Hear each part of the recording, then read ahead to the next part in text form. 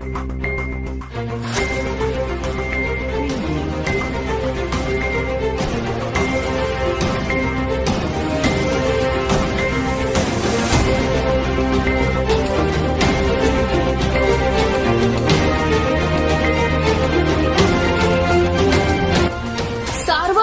News Maharashtra. Dhule तालुका खरेदी विक्री संघाच्या निवडणुकीसाठी आज रोजी मतदान प्रक्रिया पार पडली।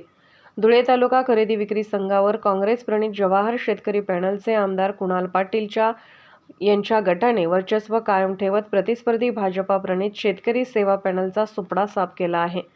यंदा आमदार कुणाल पाटील यांचा जवाहर शेतकरी पॅनलचे 2 उमेदवार आधीच बिनविरोध निवडून आल्याने 15 जागांसाठी मतदान प्रक्रिया पार पडली। आमदार कुणाल पाटील यांच्या जवाहर शेतकरी पॅनल विरोधात भाजपाने देखील माजी खासदार डॉक्टर सुभाष भामरे यांच्या नेतृत्वात शेतकरी सेवा पॅनल उभे केले होते। मात्र आमदार कुणाल पाटील यांच्या जवाहर शेतकरी पॅनलने भाजपच्या अक्षरशः धुव्वा उडवत 17 पैकी 17 जागांवर विजय मिळवत धुळे तालुका खरेदी विक्री संघावर आपले वर्चस्व कायम ठेवले आहे।